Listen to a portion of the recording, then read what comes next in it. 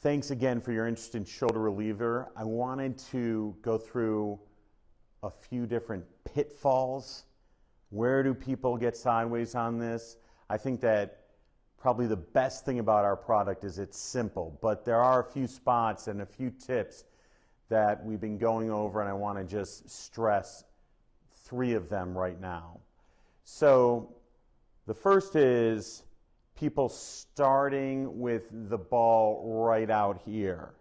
That can be a little tough for some people. We want to start down by the waist level, and then over the days you're going to find that you can painlessly spin the ball more at shoulder level.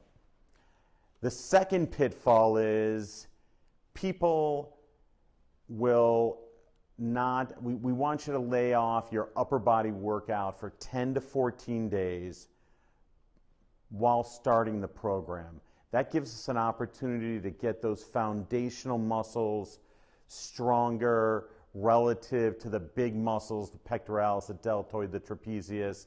At its most foundational level, most shoulders start to go sideways when there is imbalance in the muscles. So if you give us 10 to 14 days at the beginning of this program of not working out with the upper body, then you're going to increase your likelihood of success. And the final pitfall, I would say, is that people, the nighttime brace, they pull it too tight, okay?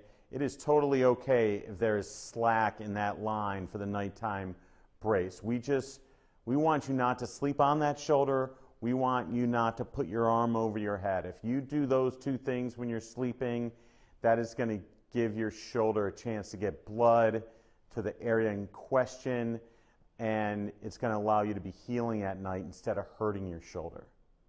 Thank you.